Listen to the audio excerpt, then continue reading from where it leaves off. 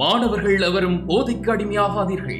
அடிமையானவர்கள் மீண்டதாக சரித்திரமில்லை. எனவே உங்களையும் சமூகத்தையும் பாதுகாத்துக் கொள்ளுங்கள். உங்கள் நலன் கருதி கல்வி டிவி. வணக்கம் பிள்ளைகள். நாங்க இன்றைக்கு வணிக கல்வியின் தரம் 13ஆம் ஆண்டு பாடத்துக்கு போறோம். தரம் 13ல முதலாவது இருக்கிறவங்களுக்கு பாடம், அதாவது 12வது அலகு முகாமைத்துவம். ஸோ இனி நாங்கள் முகாமைத்துவம் என்றா என்ன என்றதை பற்றி படிக்க போகிறோம். முகாமைத்துவத்தை பற்றி படிக்க போகிறோம். இப்போ பார்த்தீங்கன்னா பிள்ளைகள், ஒரு நிறுவனத்தில் எடுத்துக்கொண்டு போனால் முகாமைத்துவம் என்றது கட்டாயம். இப்போ நார்மலாக பொதுவான ஒரு முகாமைத்துவம், ஜெனரல் மேனேஜர் என்ற ஒரு ஆள் இருப்பார், பொது முகாமையாளர்.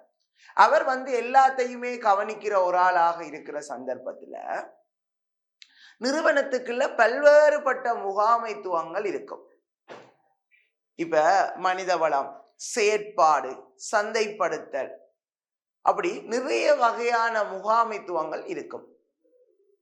ஸோ இப்படி ஒரு நிறுவனத்தில் இருக்கிற ஒவ்வொரு வகையான முகாமைத்துவங்களையும் புரிம்பா அதெண்டா என்ன, அது ஏன் இருக்குது, அதன் முக்கியத்துவம் என்ன, அது கட்டாயம் என்னென்ன தொழில்களை ஆற்றும், அதன் இலக்குகள் என்ன, அதுக்குள்ள ஏதாவது பிரச்சனைகள் வந்தா அதை எப்படி கட்டுப்படுத்துறது, எப்படி தீர்த்து கொள்றது என்றதை பற்றி எல்லாம் இந்த பாடங்களோ ஒன்றிலையும் பார்க்க போறோம்.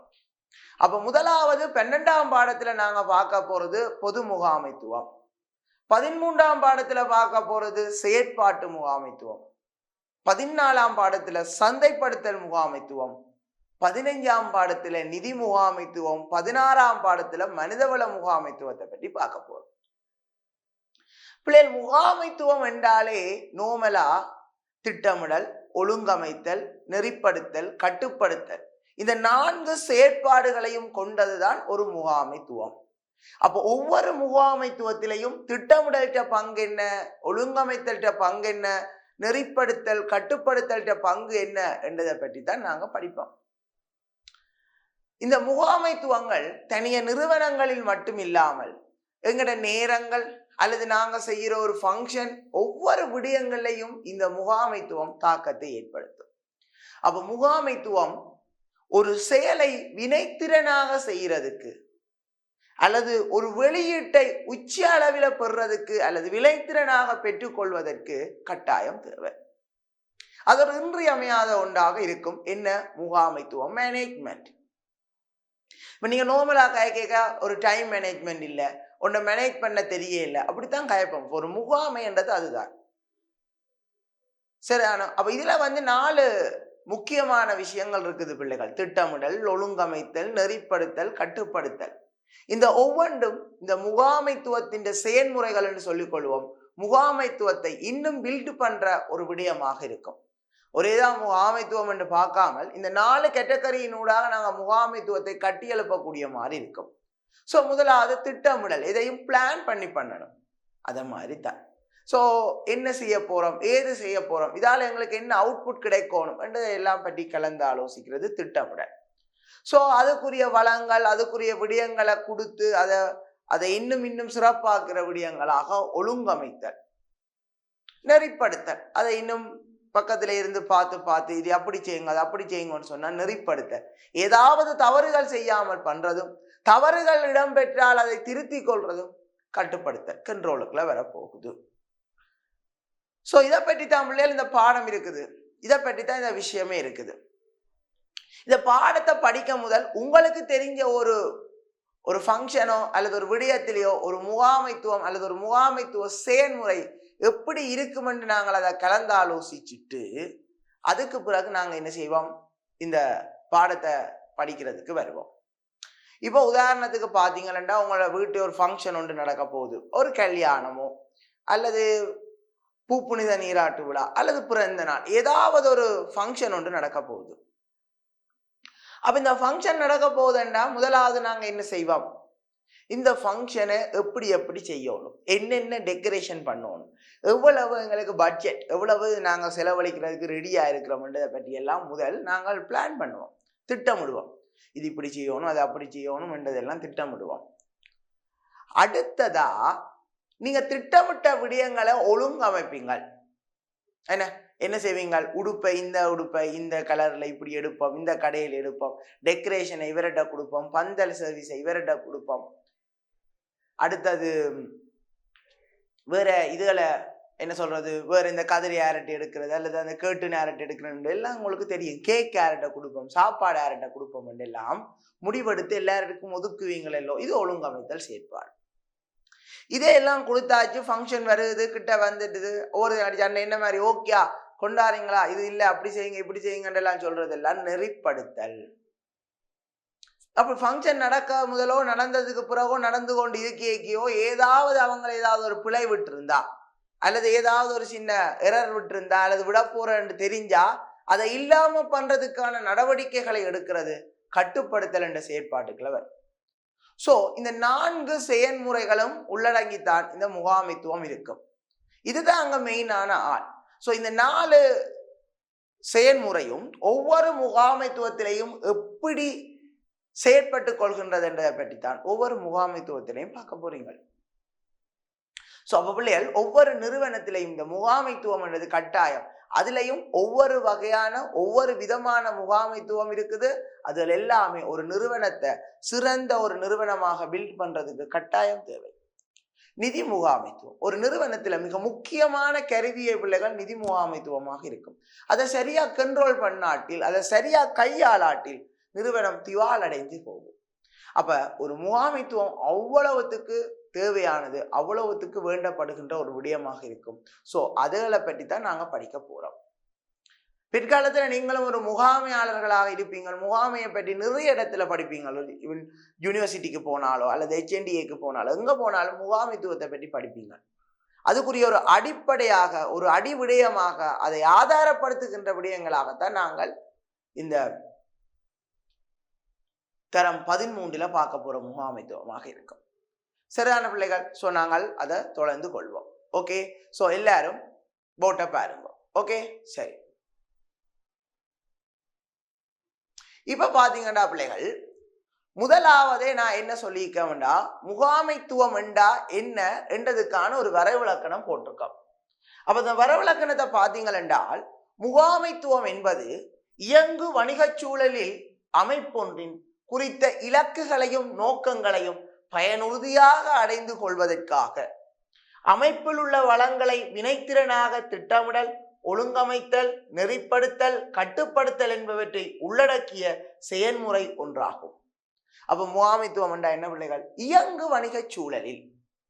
பிள்ளைகள், இயங்கு வணிகச் சூழல் என்றா என்னென்றால் அடிக்கடி மாற்றம் அடைந்து கொள்ளும் போட்டியாளர்களை நிறைய கொண்ட சூழலைத்தான் நாங்க இயங்கு வணிகச் சூழல்னு சொல்றோம்.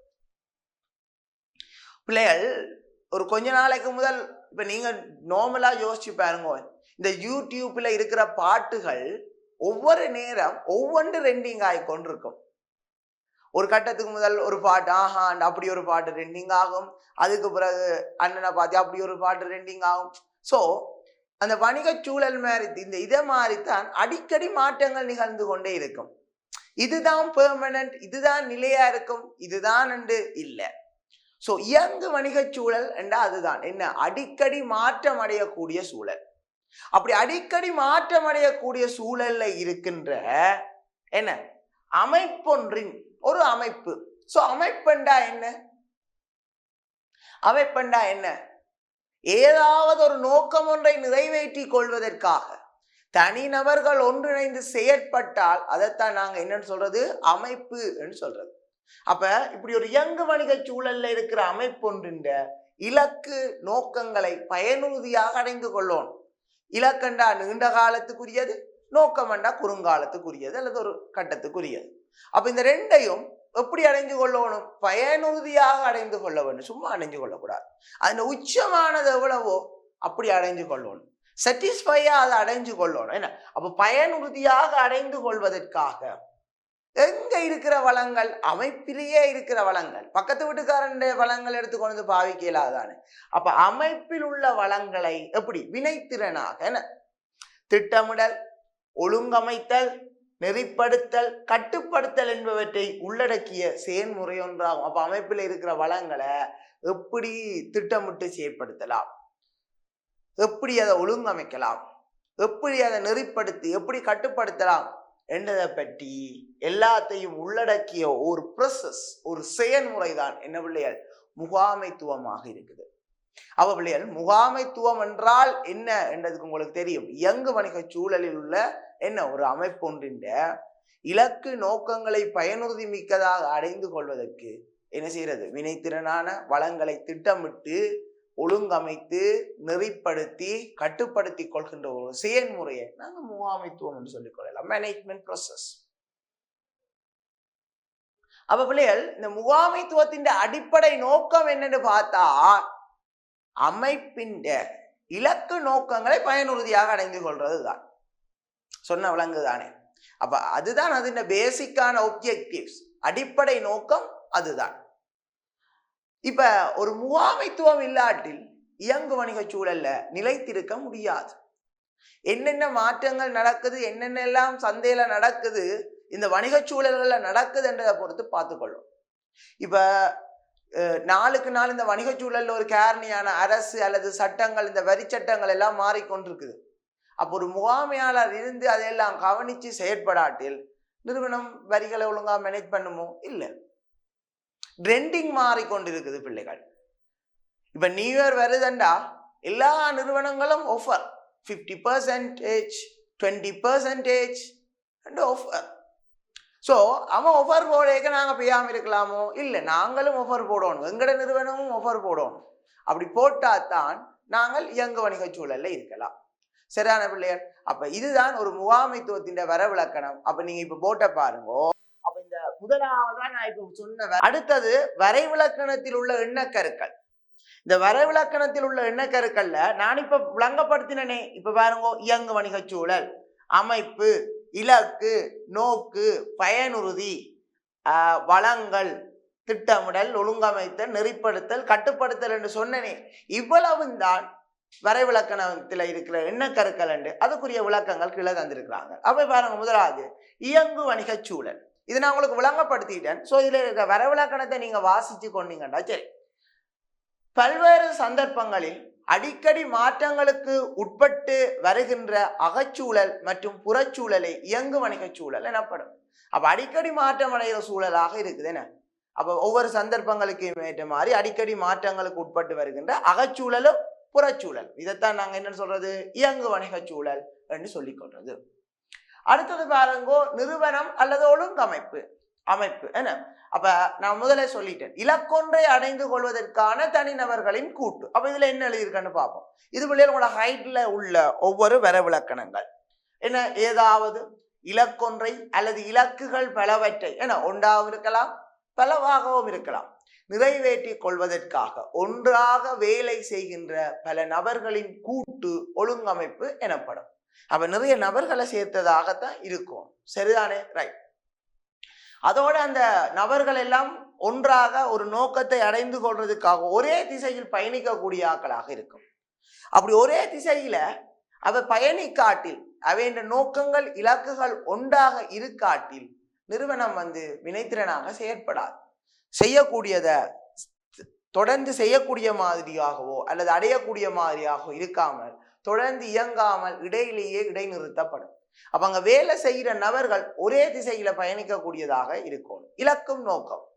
நிறுவனம் ஒன்று நீண்ட காலத்தில் அடைந்து கொள்வதற்கு எதிர்பார்க்கின்ற பெறுபேறுகள் இலக்கு. நீண்ட காலத்துக்கு என்ன கிடைக்கணுமோ அது இலக்கு. அவ்வாறான விரிவான இலக்கொன்றின் பெறுபேறானது மிக உறுதியான முறையில் வெளிப்படுத்தப்படுமாயின் அது நோக்கம் எனப்படும்.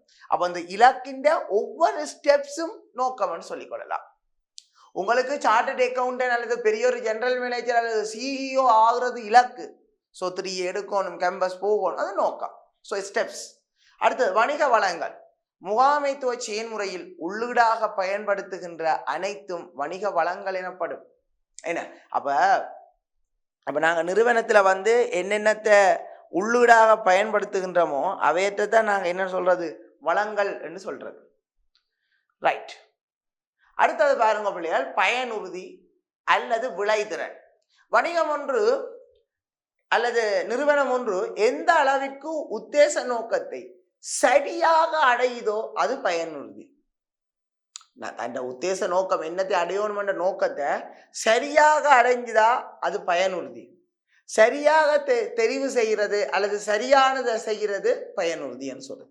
ஸோ நீங்க மெயினா பார்க்க வேண்டியது சரியாக அடைந்து கொள்றதோ அல்லது சரியாக செய்கிறது பயனுறுதியாக இருக்கும். அடுத்தது உத்தேச நோக்கத்தை குறைந்த வளங்களை பயன்படுத்தி உச்ச வெளியீட்டினை பெற்றுக்கொள்ளல் வினைத்திறன். சரியான அப்ப உத்தேச நோக்கம் இருக்குதானே, அதை வினைத்திறன் என்றா இன்னொன்னு பார்க்கணும்.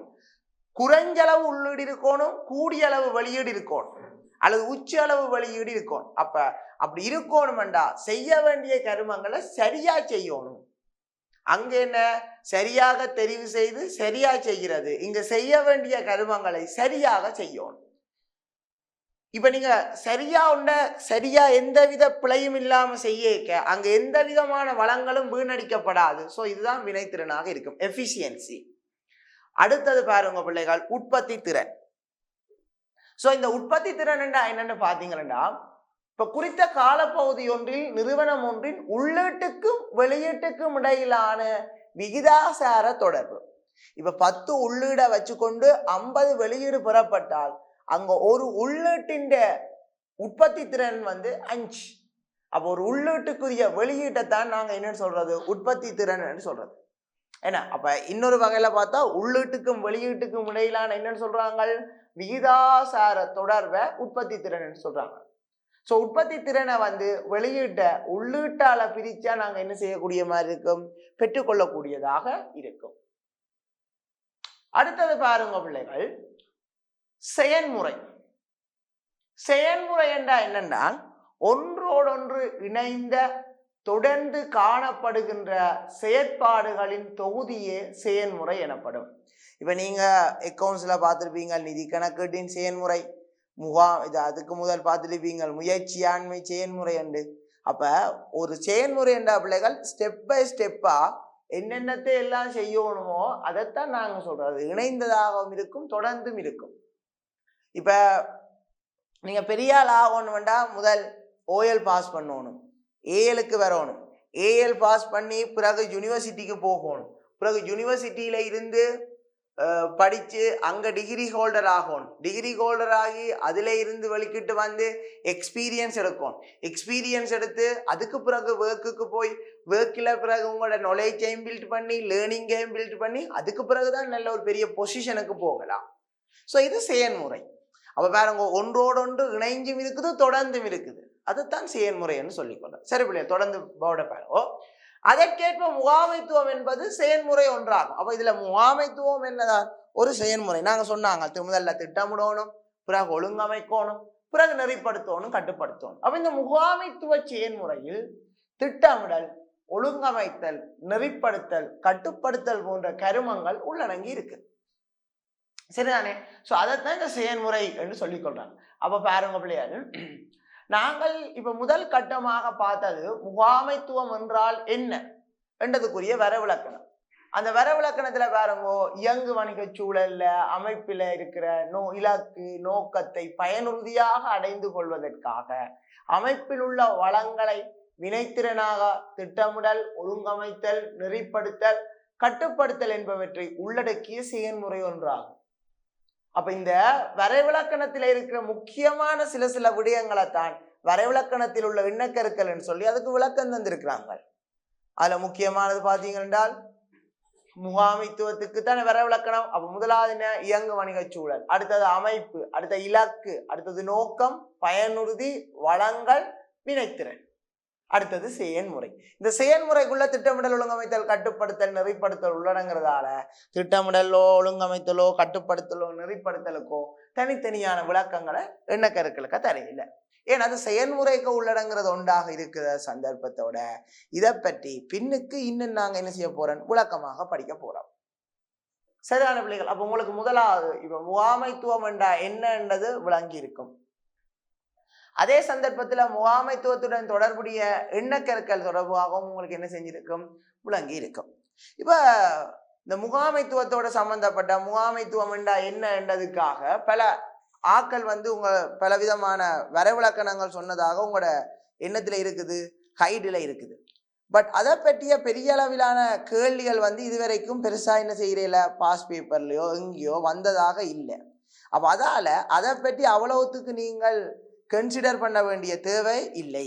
நீங்கள் இதுல பொதுவான வரவிலக்கணத்தை மட்டும் நீங்க என்ன செஞ்சு விட்டா காணும் பார்த்து கொண்டால் முக்கியமானதாக இருக்கும். அதுவும் முக்கியம் பிள்ளைகள். அதே சந்தர்ப்பத்துல வந்து நீங்க என்னத்தையும் வச்சுக்கொள்ளணும் என்றால் இந்த ஒவ்வொரு எண்ணக்கருக்களின் விளக்கத்தையும் நீங்க பார்த்து கொள்ளணும்.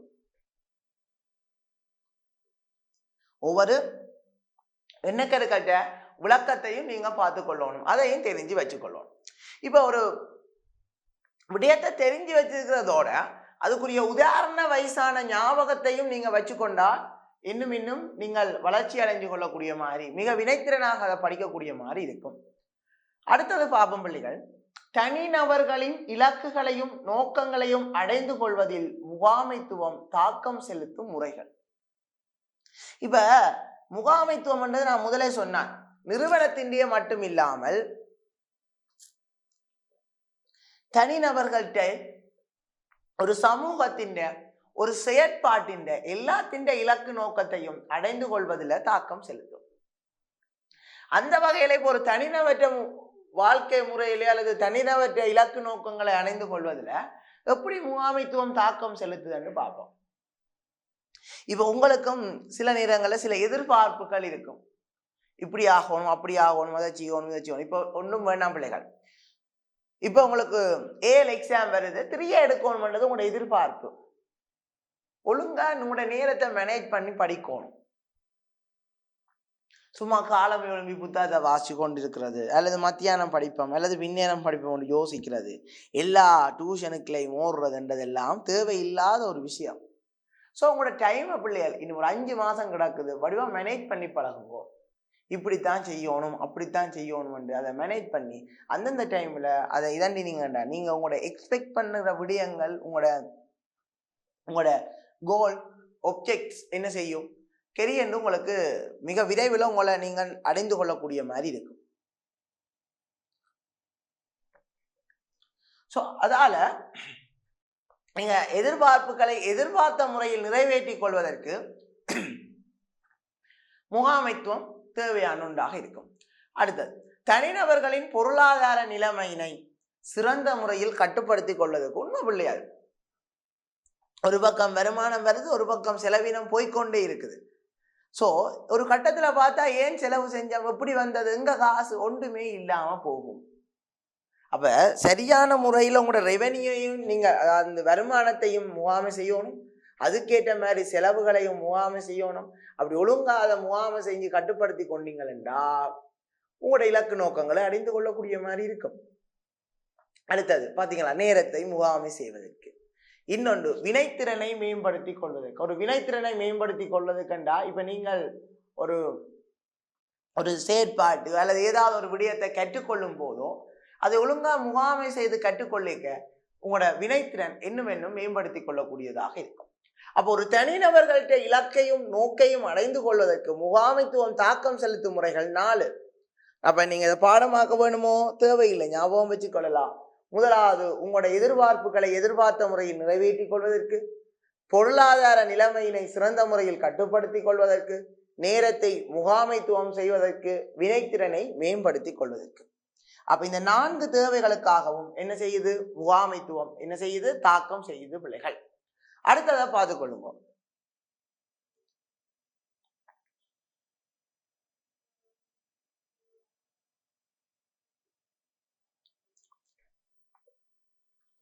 என்ன சொல்லிக்கிறார், அமைப்பொன்றின் இலக்குகளையும் நோக்கங்களையும் அடைந்து கொள்வதில் முகாமைத்துவம் தாக்கம் செலுத்தும் முறை.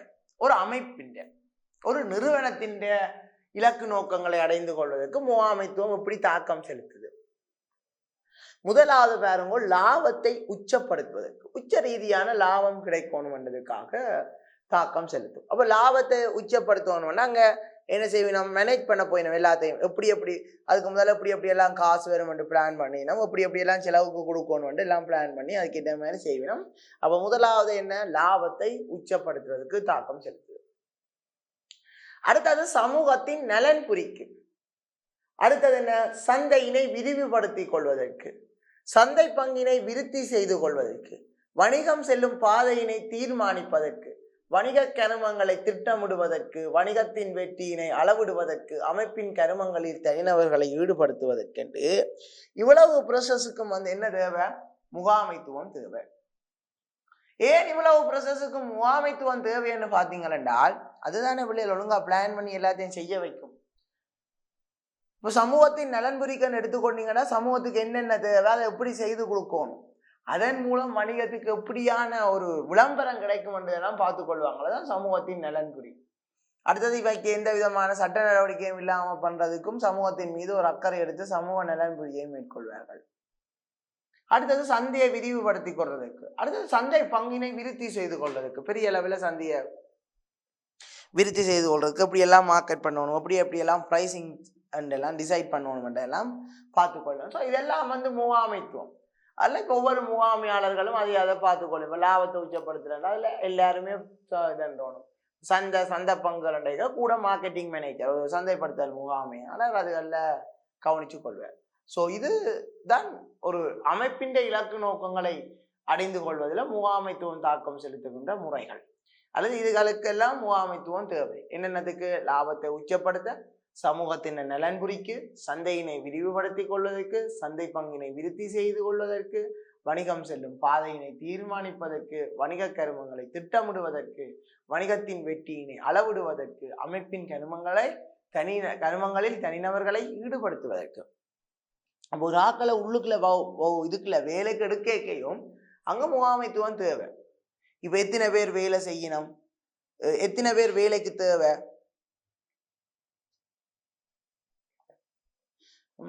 இவைய எவ்வளவு காலத்துக்கு இருப்பினும், இவைய வேலைக்கு தொடர்ந்து வச்சிருக்கலாமோ அல்லது நிப்பாட்டணுமோ என்று எல்லாத்துக்குமே என்ன தேவை? முகாமைத்துவம் தேவை. அப்போ ஒரு அமைப்பின் கருமங்களை தனிநபர்களை ஈடுபடுத்துறதுக்கும் முகாமையாளர் தேவை அல்லது முகாமைத்துவம் தேவையாக இருக்கும். சரிதான பிள்ளைகள்? ரைட். அடுத்தது, ஒரு நிறுவனம் ஒன்றின் முகாமைத்துவத்தில் காணப்படும் முக்கியத்துவங்கள். ஒரு முகாமைத்துவத்தில் என்னென்ன முக்கியத்துவங்களாக காணப்படுதுன்னு பார்ப்போம். முதலாவது பார்த்துக்கொள்ளுங்க பிள்ளைகள், நிறுவனத்தின் இலக்கு மற்றும் நோக்கங்களை வெற்றிகரமாக அடைந்து கொள்வதற்கு.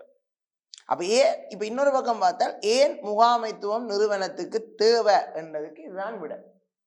என்ன? நிறுவனத்தின் இலக்கு மற்றும் நோக்கங்களை வெற்றிகரமாக என்ன செய்யறதுக்கு? அடைஞ்சு கொள்றதுக்கு தேவை. அடுத்தது, வரையறுக்கப்பட்ட வளங்களை வினைத்திறனாகவும் பயனுறுதியாகவும் என்ன செய்யறதுக்கு? பயன்படுத்துறதுக்கு. ஒரு வளங்கள் வரையறுக்கப்பட்டதாக இருக்கும், அது நீங்க பயனுறுதி மிக்கதாகவோ வினைத்திறனாகவோ பயன்படுத்தணும்னா நீங்க அதை வடிவா முகாமை செஞ்சு மேனேஜ் பண்ணினா தான் அதை உங்களால மேற்கொள்ளக்கூடியதாக இருக்கும். அப்ப அதுக்கு முகாமைத்துவம் தேவை. இல்லாட்டி வளங்கள் வீணடிக்கப்படுங்க, அதை ஒழுங்காக அதை நிறைவேற்றி கொள்ள முடியாம, அதை ஒழுங்கா பயன்படுத்தி கொள்ள முடியாத நிலைமைகள் ஏற்படும். முகாமை அதுக்கு கட்டாயம் தேவை. அடுத்த, இயங்கு வணிக சூழலுக்கு வெற்றிகரமாக துலங்களை காட்டுவதற்கு. நீங்க மாறுறீங்களா, நாங்களும் மாறுறோம் பாருங்க, நாங்க இப்படி செய்து காட்டுறோம்னா அதுக்கு ஒரு துலங்கள் உண்டு. அந்த இயங்கு வணிக சூழல்கிட்ட தூண்டலுக்கு நாங்கள் அதுக்கு ஒரு துலங்களை காட்டுறதுக்கு யார் தேவை? முகாமைத்துவம் தேவை. அடுத்தது, போட்டி நிலைமைக்கு சிறப்பாக முகம் கொடுப்பதன் மூலம் வணிகத்தின் நீண்டகால வாழ்தன்மையை உறுதிப்படுத்திக் கொள்ளும். ஒரு நிறுவனம் ட்ராப் ஆகுதுண்டா, அது நிக்குதுண்டா, அதுக்கு மெயினான காரணமே கம்பெட்டிஷனுக்கு அவரால் என்ன செய்யலாது, அவரால் அதை பேஸ் பண்ண இல்லாம இருக்கிறது. அதுக்கு எப்படி ஒரு கம்பெட்டிட்டருக்கான எதிர்விளைவை எப்படி ஏற்படுத்துறதுன்னு தெரியாம இருக்கிறது தான் போட்டி நிலைமை என்ன அவர் வணிகத்தை ஒரு சந்தையை விட்டு வெளியேறதுக்கு முக்கியமான காரணம்.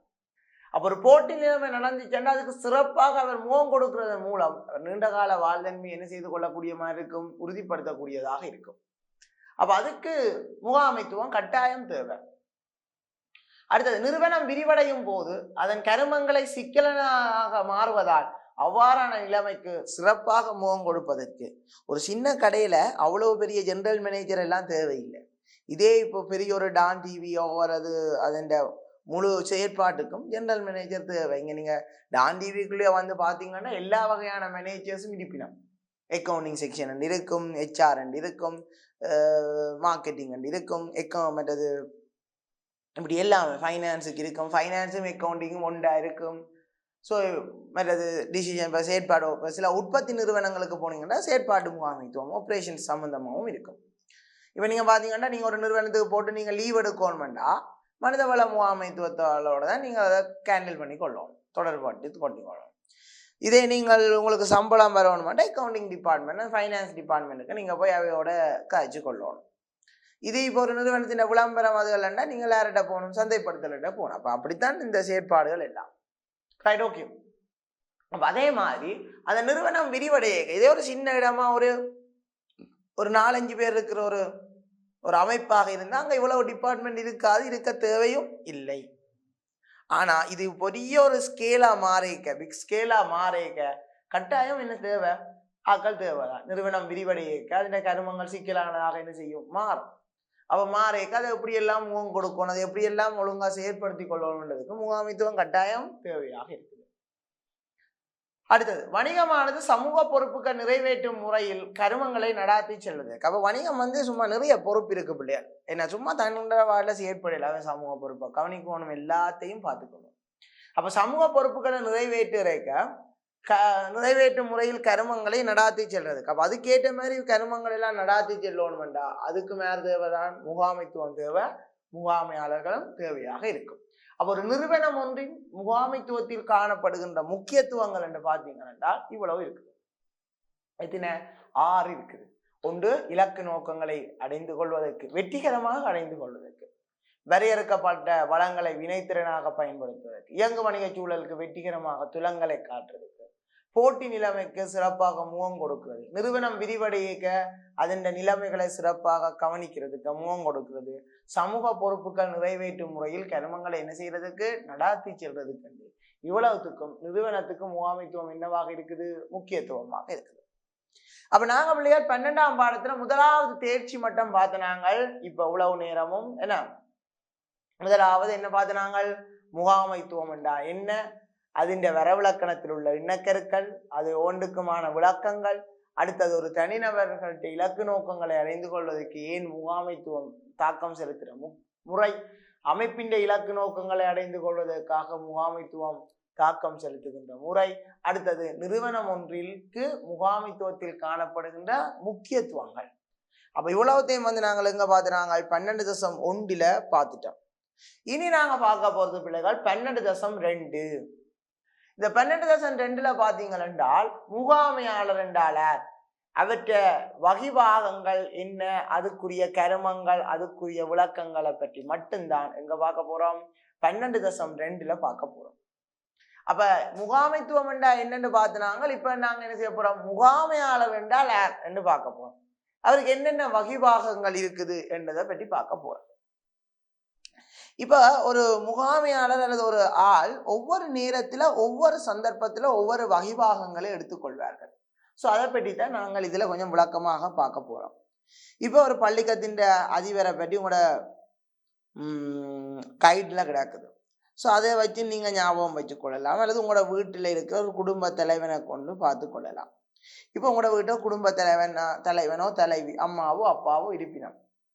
ஸோ அவன் ஒவ்வொரு நேரம் ஒவ்வொரு விதமான வகிபாகங்கள், ஒவ்வொரு விதமான செயற்பாடுகளை மேற்கொள்கிறான். இப்போ சில சந்தர்ப்பங்கள்ல அவ டிசிஷன் எடுப்பினும், சில சந்தர்ப்பங்கள்ல அவ தான் எல்லாத்தையும் பிரித்து கொடுக்குற ஆளாக இருப்பினும், ஒன்றையும் பகிர்ந்து கொடுக்குற ஆக்களாக இருப்பினும், வெளியாக்களோட தொடர்புன்றது, வீட்டு ரகசியங்கள், வீட்டிலேருந்து எது எல்லாம் வெளியில போகணும், எது வெளியில போகக்கூடாது, ஒரு வீட்டு ஒரு ஆக்கள் அவைய வரவேற்கிறதுல இருந்து அப்படி நிறைய விடயங்களை அந்த குடும்ப தலைவர்கள் தலைவிகள் செய்யிக்க ஒவ்வொரு விதமான வகிபாகங்களை எடுத்துக்கொள்ளணும். இப்ப 2 சகோதரங்களுக்கு இடையில சண்டை அதை தீர்க்க அப்படியான சந்தர்ப்பங்கள் எல்லாம் ஒவ்வொரு விதமான வகிபாகங்களை எடுத்துக்கொள்ளணும். ஸோ அந்த ஒவ்வொரு விதமான வகிபாகங்கள் என்ன, அது எவை என்றதை பற்றி தான் நாங்கள் என்ன செய்ய போறோம், இந்த தேர்ச்சி மட்டம் 12.2 பார்க்க போறோம். அப்ப முதலாவது பாருங்க பிள்ளைகள், முகாமையாளர் என்பவர் அமைப்பொன்றின் இலக்குகளையும் நோக்கங்களையும் அடைந்து கொள்வதற்காக திட்டமிடல், ஒழுங்கமைத்தல், நெறிப்படுத்தல், கட்டுப்படுத்தல் போன்ற கருமங்களை மேற்கொள்பவர் ஆவார். அப்ப இந்த கருமங்களை அல்லது இந்த முகாமைத்துவ கருமங்களை யார் செய்கிறாரோ அவர்தான் யார், முகாமையாளர். அவர்தான் யாருன்னு சொல்றது, அவரைத்தான் யாருன்னு சொல்றது, முகாமையாளர்கள் என்று சொல்லிக் கொள்வது. அப்ப பிள்ளைகள் இப்ப ஒரு முகாமைத்துவ கருமத்தை நிறுவனத்துல செய்கிறவர் முகாமையாளர். என்ன நீங்க சிம்பிளா ஞாபகம் வச்சு கொண்டீங்களா சரி. ஆனா வரவிலக்கணம் எழுதியிருக்க அப்படி எழுதக்கூடாது. நீங்க அப்படி எழுதணும், அமைப்பொன்றின் இலக்குகளையும் நோக்கங்களையும் என்ன அடைந்து கொள்வதற்காக திட்டமிடல், ஒழுங்கமைத்தல், நெறிப்படுத்தல், கட்டுப்படுத்தல் போன்ற கருமங்களை கொள்பவர்கள் அல்லது மேற்கொள்ளும் நபர்களை குறிக்கும் என்று எழுதினீங்கன்னா சரி, அவர் தான் முகாமையாளர். சரிதானே? அப்ப ஷோர்ட் அண்ட் ஸ்வீட்டா சொல்ல போனா என்ன, ஒரு முகாமைத்துவ கருமங்களை மேற்கொள்பவர்களான முகாமையாளர்கள். இப்ப இந்த வகைபாகங்கள் என்னென்ன என்று இதை யார் சொல்லியிருக்கிறார்? ஹென்றி மிட்ஸ்பர்க் சொல்லியிருக்கிறார். யார் சொல்லியிருக்கிறார்? ஹென்றி மிட்ஸ்பர்க் சொல்லியிருக்கிறார் ஒரு முகாமைத்துவத்தின் கருமங்களை வகைபாகங்களை. என்னென்ன வகைபாகங்கள் இருக்குது? ஒன்று ஆளடை வகைபாகம், தகவல் வகைபாகம், மற்றது தீர்மானம் எடுத்தல் வகைபாகம். இது மூன்றும் மெயினான வகைபாகங்கள். அதுக்கிடையில அதுக்கு உள்ள ஒவ்வொரு விதமான என்ன இருக்குது, ஒரு துணை வகைபாகங்கள், ஒவ்வொரு துணை செயற்பாடுகளும் இருக்குது. இந்த மூன்று முக்கியமான வகைபாகத்துல இருந்து அவை அதுக்கு அந்த வகைபாகங்களினூடாக மேற்கொள்கின்ற கருமங்கள் செயற்பாடுகள் என்னென்னதை பற்றி தான் இந்த பாடத்துல நாங்க இன்னும் விரிவாக பார்க்க போறோம். அப்ப ஹென்றி மிட்ஸ்பர்க் எத்தனை வகைபாகங்கள் சொல்லியிருக்கிறார்கள்? மூன்று. என்ன? ஆளிடை வகைபாகம், தகவல் வகைபாகம், மற்றது என்ன தீர்மானம் எடுத்தல் வகைபாகம். ரைட். அதுல முதலாவதா பாத்தீங்கன்னா முகாமைத்துவ வகைபாகங்களும் துணை வகைபாகங்களும் அவற்றிற்குரிய கருமங்களும். ரைட். முதலாவது பார்ப்போம் ஆளிடை வகைபாகம். அப்ப ஆளிடை வகைபாகத்தின் முதலாவது துணை வகைபாகம் மூன்று இருக்குது. ஆளிடை வகைபாகத்துக்கு துணை வகைபாகம் எத்தனை இருக்குது? மூன்று. ஒன்று நிறுவன பிரதானி, தலைவர், மற்றது என்ன தொடர்பினை பேணுபவர். அப்ப நிறுவன பிரதானி என்றால் யார் என்னன்னு பார்ப்போம். சமூகம் மற்றும் சட்ட ரீதியாக அன்றாட கருமங்களில் ஈடுபடுபவர். அப்ப இவர் தான் மெயினானால் அந்த நிறுவனத்துல ஒரு சட்ட ரீதியாக ஒரு அப்ரூவலுக்குரிய சைன் வைக்கிறது அப்படியானதெல்லாம் அவர் தான் செய்வார். அப்ப அதை நிறுவன பிரதானி என்று சொல்லிக் கொள்வது. அப்ப சமூக மற்றும் சட்ட ரீதியாக அன்றாட கருமங்களில் ஈடுபடுபவர் யார்? முகாமையாளர். அப்ப அது நிறுவன பிரதானின்னு சொல்றது. அதே நேரம் இவர் என்ன செய்வார்? அதுக்காக இப்ப யாராவது விருந்தினர் வந்தா வரவேற்கிறது, சட்ட ரீதியான ஆவணங்கள்ல கையொப்பமிடுறது, பங்குதாரர் கூட்டங்களை நடத்துறதெல்லாம் இவற்றை என்னவாக இருக்கும்? கருமங்களாக இருக்கும். இப்ப உதாரணத்துக்கு எங்கட வீடுகள்ல பார்த்தா ஒரு ஆக்களாரம் வந்து வீட்ட அப்பா யார வந்திக்கிறது, அம்மா யாரோ வந்திருக்கணும்னு போடணும். ஸோ அப்ப அங்க நிறுவன பிரதானியாக எங்க அம்மா அப்பா தான் செயற்படணும். உங்களோட ரிப்போர்ட் பார்த்து சைன் வைக்கிறது அவதான். ஸோ இவங்களுக்கு ஏதாவது பிரச்சனை இல்லைன்னா அவங்களை எல்லாம் கூப்பிட்டு காய்ச்சி அதுல இருந்து ஒரு முடிவு எடுக்கிறதும் அவதான். அப்போ பங்குதாரர் கூட்டங்களை நடத்துறதும் அவதான். ஸோ அப்ப இதெல்லாம் என்ன நிறுவன பிரதானியின் கருமங்களாக இருக்கும். நிறுவன பிரதானி என்ற ரீதியில அவன் செயற்பாடாக இருக்கும். அடுத்தது பாத்தீங்கன்னா ஆளிடை வகைபாகத்தின் இரண்டாவது துணை வகைபாகம் என்ன? தலைவர். அப்ப தலைவர் என்னண்டா ஒரு தலைவர் என்றாலே யாருன்னு பார்த்தா தனக்கு கீழே இருக்கிறாக்களை ஒழுங்கமைச்சு அவைய ஊக்கப்படுத்தி வழிகாட்டும். அப்ப இங்கேயும் தலைவர் என்ன ஒழுங்கமைக்கப்பட்ட நோக்கங்களை நிறைவேற்றுவதற்காக தனக்கு கீழே உள்ள ஆக்களை என்ன செய்கிறாரு? ஊக்கப்படுத்துறதுக்கான வழிகாட்டல்களை வழங்குறது. அவையோ ஒன்றையும் அப்படி செய்யுங்க, இப்படி செய்யுங்க, அதை செய்யுங்க, அதை செய்யுங்க என்ன செய்யறது? ஊக்கப்படுத்துறது. எப்படி செய்யறது என்று ஊக்கப்படுத்துறதோட அவைய வழிகாட்டி கொண்டு போறது தலைவராக இருக்கிறார். அப்ப உங்களோட வீட்டை தான் இப்படித்தான் இருக்கணும், இப்படி படிக்கணும், இந்த மார்க்ஸ் எடுக்கணும், இந்த ரிசல்ட்ஸ் எடுக்கணும் என்றெல்லாம் சொல்லி கொண்டு இருப்பினவங்க வீட்டுக்காரர், அதாவது வீட்டின் அம்மா அப்பா அந்த தலைவர்கள். அப்ப இங்க தலைவர் என்றா அதுதான். மூன்றாவது பாருங்க தொடர்பினை பேணுபவர். நிறுவனம் மற்றும் பல்வேறு பிரிவினர்களுடைய தொடர்புகளை பேணுதல். வெளியாக்கள் வந்தாலோ வெளியே இதோ யாரோட என்றாலும் அந்த ஒழுங்கான ரிலேஷன்ஷிப் யாராவது நிறுவனத்தின் அந்த முகாமையாளராக இருப்பார். அப்ப அதுவும் ஒரு வகைபாகம். என்ன? தொடர்பினை பேணுபவர். அது உள்ளகாக்களா இருந்தாலும் சரி, வெளியகாக்களா இருந்தாலும் சரி, வேற நிறுவனங்களாக இருந்தாலும் சரி, என்னவா இருந்தாலும் சரி, அதுக்குரிய தொடர்புகளை பேணி அதையெல்லாம் நீட்டா கொண்டு போறதும் ஆளாத்தான் இருக்கணும், முகாமைத்துவமாக இருக்கும். ஸோ இது தொடர்பினை பேணுபவர் என்ற ரீதியில இருக்கிற அவைட்டு என்னவாக இருக்கும்? முகாமைத்துவ கருமமாக இருக்கும். அப்ப பிள்ளையா நாங்க இப்ப 12.2 என்ன பார்த்து நாங்கள் ஹென்றி மிட்ஸ்பர்க் வகிவாகத்துல பிரதான வகிவாகம் 3 பார்த்தினாங்க. அது இந்த துணை பிரதான வகிவாகம் 3 இருக்குது. அதுல முதலாவது பிரதான வகிவாகத்தின் என்ன பார்த்தினாங்க, துணை வகிவாகங்கள் 3 அதுக்குரிய கருமங்களும் பார்த்தினாங்க. சோ அடுத்து இருக்கிற மிச்ச 2 பிரதான வகிவாகம் துணை வகிவாகத்தோட மிச்ச பாடங்களை நாங்க அடுத்த வகுப்புல பார்த்து கொள்வோம். சரியான பிள்ளைகள்? ஓகே, நன்றி. கல்வி டிவியில் புத்தம்புது நிகழ்ச்சிகளை உடனுக்குடன் பார்த்து மகிழ எமது Facebook மற்றும் YouTube பக்கத்தை லைக் செய்யுங்கள்.